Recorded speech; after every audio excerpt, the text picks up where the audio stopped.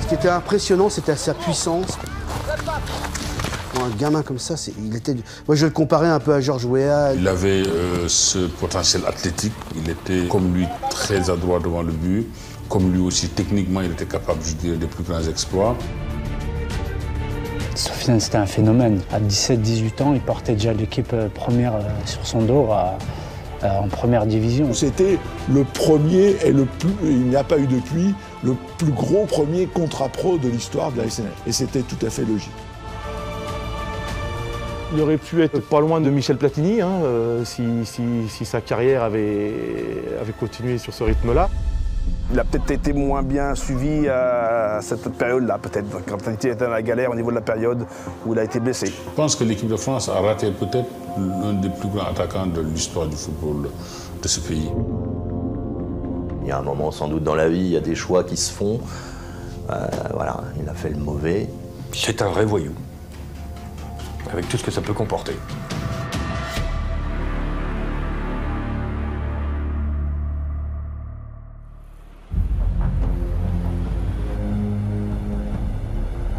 Octobre 2009, police judiciaire de Metz. Un indique de la brigade des stupéfiants renseigne les autorités sur les agissements d'une équipe de malfaiteurs chevronnés de la région. Un trafic de stupéfiants d'importance dans un quartier dit sensible de Metz, qui est géré par un individu surnommé Hollywood ou H, et qui agirait donc sur ce secteur en écoulant des quantités relativement importantes de produits stupéfiants de toutes sortes, héroïne, cocaïne, résine de cannabis et herbe. Il est également mentionné que cet individu ferait du trafic d'armes de façon relativement conséquente. Les policiers travaillent activement sur ce renseignement. Il s'avère très vite authentique et l'identité du fameux Hollywood ne tarde pas à apparaître dans le dossier. Il est rapidement identifié comme étant un certain Koné Soufiane, relativement bien connu dans la région et plus particulièrement des amateurs de football, puisqu'il avait été un grand espoir du football français.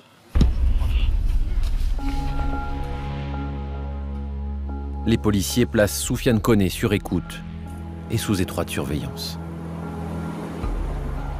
On se rend compte tout de suite qu'il donne des instructions, qu'il est là, qu'il est la personne incontournable, qu'il est l'interlocuteur général. Lui a toujours fait preuve de méfiance, même une méfiance excessive où on voyait que c'était pas, excusez-moi du terme, mais un lapin de 6 semaines. Il savait ce qu'il faisait. Par contre, ce qui nous a bien aidé aussi, c'est que ses interlocuteurs n'étaient pas du même gabarit. Souvent d'ailleurs, il devenait fou. Il en parlait, il leur disait « mais c'est pas possible de commander des ânes pareils ». Au fil des écoutes, Soufiane Koné apparaît clairement comme l'instigateur de ce vaste trafic. Ces lieutenants, quand ils parlent entre eux ou avec d'autres vendeurs, ils parlent régulièrement de Soufiane Koné comme du patron. Ils l'appellent le patron, le boss, ils font allusion à ses soldats. Donc on voit qu'il est vraiment au-dessus. Et il a un ascendant moral sur eux. D'ailleurs, il leur inspire de la crainte. On a vraiment affaire, pour moi, à un trafiquant d'envergure. Et je pense que s'il n'avait pas été arrêté, il n'aurait fait que prendre de l'envergure et il aurait été capable d'avoir des projets beaucoup plus importants et beaucoup plus graves au niveau du banditisme. Mais qui est vraiment ce Soufiane Koné, patron d'une équipe de voyous messins et ancien grand espoir du football français? Comment a-t-il bien pu en arriver là?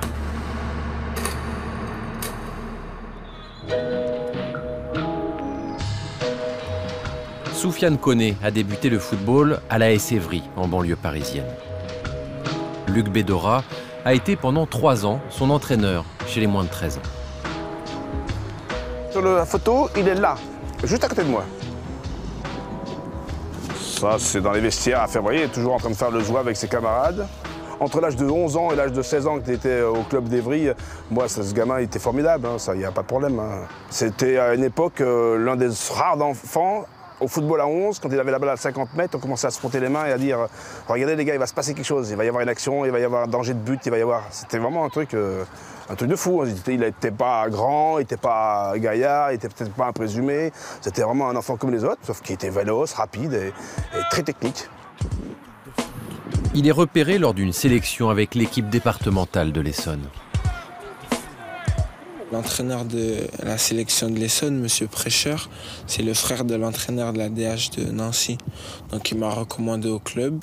Je suis venu faire un essai, puis ça a été concluant. Et il va intégrer l'équipe des 17 ans de l'AS Nancy-Lorraine. Immédiatement, il fait la différence par sa puissance athlétique, ses qualités techniques.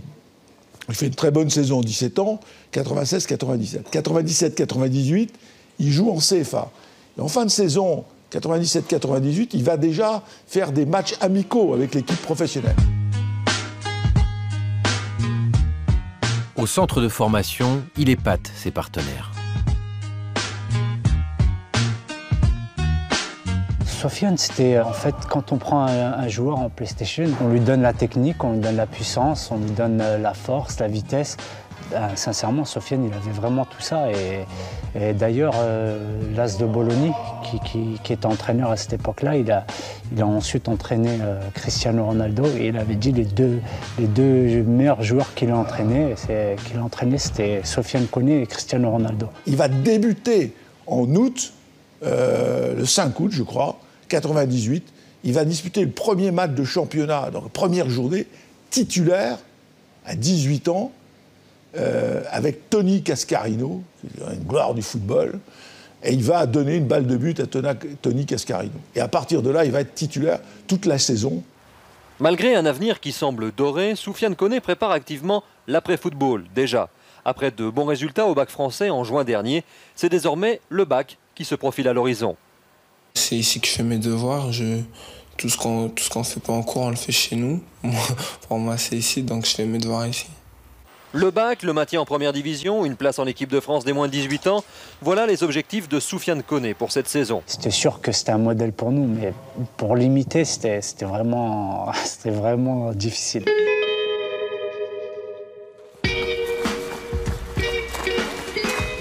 Soufiane Koné a intégré l'effectif professionnel depuis à peine 3 mois et il est déjà un titulaire indiscutable au sein de l'attaque lorraine. Il s'illustre même lors du derby face au FC Metz. Quand vous interrogez les supporters de la SNL, la première image qui leur revient à l'esprit, c'est Soufiane Koné à Saint-Symphorien, le derby contre Metz, gagné 3-2. Il gagne le derby à lui tout seul. Le deuxième de ses buts, il fait le salto à Saint-Symphorien en plus, donc dans l'antre du FC Metz. Voilà, donc c'est sûr que c'est une image qui a marqué les esprits. À la fin de la saison 1998-1999, à 18 ans, Soufiane Koné compte déjà 30 matchs et 6 buts en première division. Génial. Soufiane, merci. Dans le football nancéen, il y a eu 2 stars. Les 2 stars, c'est Roger Piantoni et Michel Platini. Et la 3e star, qui allait arriver, qui allait naître, qui allait éclore, qui allait devenir un très grand footballeur, c'était Soufiane Koné. À l'intersaison, malgré la convoitise de certains clubs, il reste à Nancy et part en Suède disputer le championnat d'Europe Espoir avec l'équipe de France. Mais le 25 août de cet été-là, au centre d'entraînement de Nancy, Soufiane Koné se blesse gravement lors d'un entraînement. C'était un truc banal en fait, travail devant le but, passe remise, c'était un petit circuit. Et sur un appui, on entend, c'est ça le pire, je me souviens, on entend le bruit, on entend un crack et donc il est tombé. Et je me rappelle, il nous dit de suite, il dit mon genou il est mort. Le Nancéen se rompt les ligaments croisés d'un genou et plus grave encore, s'étire le nerf sciatique, une blessure rarissime. Mais le jeune homme veut encore croire à son destin. Je pense pas que ça puisse compromettre une carrière si pendant les 6 mois je vais rester blessé, je suis sérieux. Si les gens que j'ai autour de moi m'aident, je pense que je reviendrai à mon meilleur niveau. C'était une blessure très compliquée. D'abord, diagnostics n'étaient pas tout à fait les mêmes. Certains se montraient un peu plus optimistes que d'autres. Mais très rapidement, je me souviens, à Marseille, un spécialiste m'avait dit qu'il avait du mal à envisager un retour possible pour le garçon. C'est vrai que ce soir-là, pour moi, cela a été un coup très rude. Le pronostic de reprise du football au plus haut niveau est très incertain. Pour les proches de Soufiane Koné, le club est responsable de cette blessure. Je trouve qu'on a trop tiré sur le garçon, il était trop jeune. Il revenait d'un gros tournoi international en junior, il était fatigué. Je me rappelle même qu'à l'époque, il avait demandé une petite semaine de congé que l'entraîneur de l'époque lui a refusé. On manquait d'attaquants, Nancy c'est un petit club, il n'y a pas les gros moyens. Et on manquait d'attaquants, il fallait que Soufiane il soit là, il s'est fait violence, il a essayé d'être à la hauteur de ce que l'entraîneur lui demandait. Et bah, c'est la blessure de fatigue. Hein. Et maintenant, je peux vous dire qu'on peut le regretter parce que c'était vraiment une très très grosse pépite de Nancy. C'est un accident.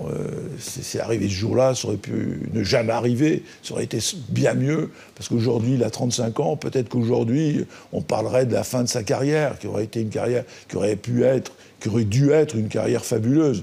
Et malheureusement, elle s'est arrêtée au bout d'un an.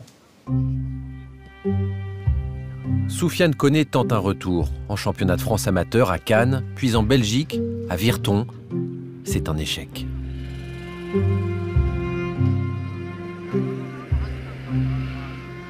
Il comprend qu'il ne rejouera pas au plus haut niveau.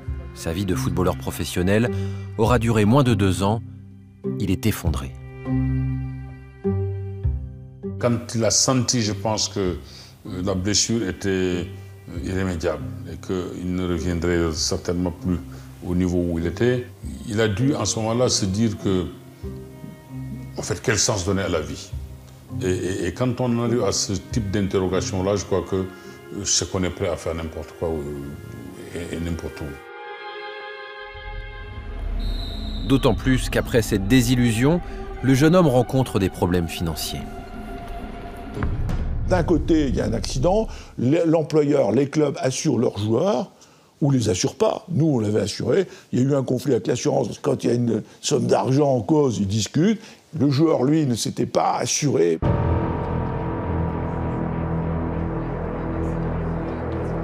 Nous sommes en 2006. Le monde du football perd alors la trace de Soufiane Koné, qui devient portier de boîte de nuit dans la région Messine. Jusqu'au 26 mai 2010, où on le retrouve à la rubrique Faits divers. Les policiers interpellent 20 personnes du réseau Hollywood, avec à sa tête Soufiane Koné. Les perquisitions permettent la saisie d'une dizaine d'armes, 100 grammes de cocaïne, 550 grammes d'héroïne et des faux billets. Pour les proches du joueur, le choc est terrible. C'est un jeune, je dis pas un enfant, mais c'est encore un ado. Il a quand même été livré à lui-même très tôt. Et je pense qu'on aurait pu éviter de grosses déconvenues si on avait même fait l'après. Hein, parce que bon, après le football, il y a quand même une vie. Hein. Il y a encore une vie professionnelle qui doit redémarrer derrière. Ça, c'est tout ce que les jeunes doivent savoir. Les policiers qui ont surveillé Soufiane Koné durant de longs mois le considèrent, eux, comme un sacré client. Il avait deux côtés avec les gens qu'il côtoyait. C'est-à-dire, on sentait le côté amitié, le côté copain, le côté grand frère, le côté aussi référence sans doute à son passé sportif. Donc en même temps, c'était le côté copain. Et tout d'un coup, ça basculait dans complètement un autre monde, qui était celui de la voyoucratie, de la criminalité. Tout d'un coup, des quantités, des armes, des projets, des choses comme ça. Donc il y avait vraiment ce double aspect qui était assez original, mais qu'on n'avait pas l'habitude de traiter. Un an plus tard, à Metz, le procès de l'ancien footballeur et de ses complices s'ouvre dans une ambiance pesante. Les prévenus n'étaient pas à l'aise, alors que c'est des gens quand même qui avaient tous un CV. En général, la justice, ça leur fait pas peur, mais on sent qu'il fallait surtout pas trop en dire. Voilà, c'était ça le truc. Dès le départ, on comprend que la stratégie va être de dire Soufiane Koné, nous on connaît le footballeur, mais alors la drogue, il y a jamais touché. Ça, c'était la stratégie de tous, surtout pas mettre dedans le chef. De marbre, imperturbable dans son box, Soufiane Koné dégage une impression de maîtrise. Soufiane Koné a eu conscience qu'à un moment donné, il a franchi la ligne jaune. On était très loin de ce qui était présenté de lui. Néanmoins, Soufiane Koné l'a dit au tribunal. Je ne suis pas quelqu'un qui n'a rien à se reprocher. Je viens assumer mes responsabilités. Condamnez-moi à la hauteur de ce que j'ai pu faire et pas des fantasmes qu'il y a autour de ma vie. C'est un peu la position des truands chevronnés, c'est de dire moi je reconnais les choses avérées, facilement vérifiables. Le reste, apportez-moi des éléments. Pour lui, les éléments n'étaient pas forcément là. Donc ça, il s'en défend. Voilà. C'est vraiment la position, un mec sur deux. La stratégie des avocats des prévenus, minimiser les faits, décrédibiliser l'enquête qui, selon eux, ne repose sur rien. De simples écoutes, aucune saisie à la hauteur des accusations. Mais le ministère public s'appuie sur le rapport de police et celui-ci ne laisse aucune place au doute. C'est extrêmement bien organisé et avec un Koné Soufiane vraiment à la tête de cette pyramide et qui organise, j'aurais tendance à dire comme il organisait le jeu sur un match de football et qui organise parfaitement son trafic. Il a manqué sa troisième mi-temps. Parce qu'effectivement, il aurait pu, malgré les malheurs sportifs, qui doivent être effectivement pas faciles à gérer, il aurait pu largement faire autre chose et sans doute aussi bien. Le ministère public requiert 7 ans de prison à l'encontre de Soufiane Koné. Il écope finalement de 5 ans ferme. Il n'a pas interjeté appel. Soufiane Koné a accepté cette peine et je peux vous dire qu'il l'a effectuée dans son intégralité sans bénéficier d'aucun aménagement de peine. Parce que c'est quelqu'un qui assume ses responsabilités et c'était une façon pour lui de tourner définitivement la page avec cet épisode judiciaire de sa vie. Soufiane Koné est sorti de prison en mars 2014. Malgré nos sollicitations, il n'a pas souhaité nous rencontrer. Pour son avocat, son silence médiatique est la preuve de sa réinsertion. Un grand mystère entoure sa nouvelle vie.